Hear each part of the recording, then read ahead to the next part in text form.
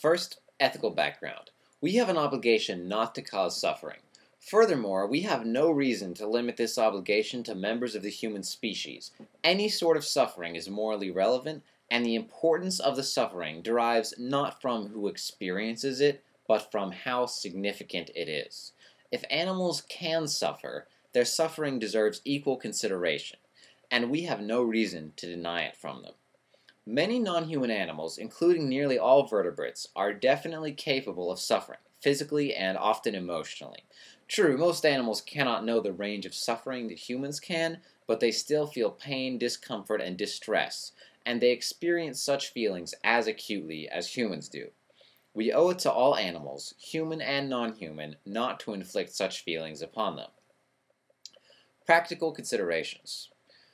If we grant that the pain of all beings holds equal value, what actions does this then dictate?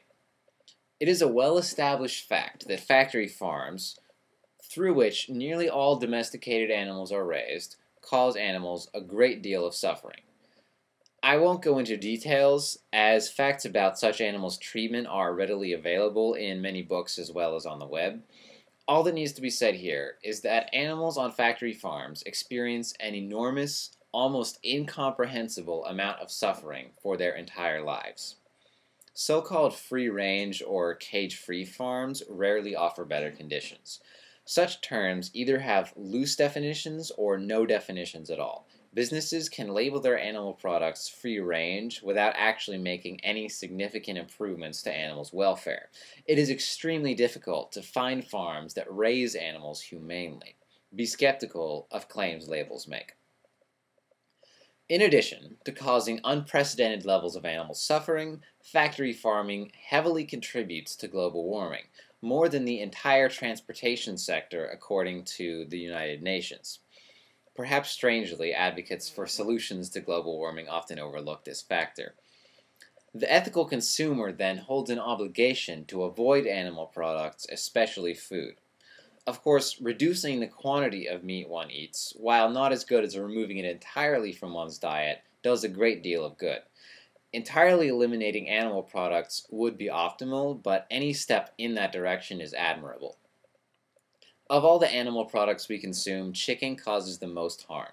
A cow or pig can feed many more people than a chicken, so not as many have to be raised and killed in cruel conditions. Eating chicken and eggs probably accounts for more than 90% of the animal suffering most people cause. If I could get people to stop eating one animal, it would be chickens. Other actions we can take include political actions, such as lobbying for stricter legal standards for factory farms, and donating to charities that support animal welfare. Philosopher Brian Tomasic conducted a cost-benefit analysis of one charity, Vegan Outreach, and found it to be highly cost-effective. I would be skeptical of this result, as it's based on a lot of rough estimates. So at this time, the most effective solution appears to be to reduce one's personal use of animal products. I hear a lot of people give reasons why they cannot be vegetarian or vegan. It goes beyond the scope of this essay to address them all, but it is worth saying this. A. Extensive scientific research has shown that a vegan diet can be healthy for humans in every stage of their lives. B. As far as I've seen, one can always learn how to fix such problems after less than an hour of research. For example, a common complaint goes, "I can't get enough protein." Myriad sources in bookstores and on the internet explain how to eat adequate protein with a plant-based diet. For more information, see the American Dietetic Association. The importance of animal suffering. Given the sheer volume of factory-farmed animals, the meat industry represents one of the most serious, and arguably the most serious, problems facing the world today. Most people, including many vegetarians, grossly underestimate the importance of this issue. Non-human animals clearly have many differences from humans. They cannot vote, they cannot attend school, and they cannot in most ways participate in human society. However, many species can suffer, and as such, deserve moral consideration.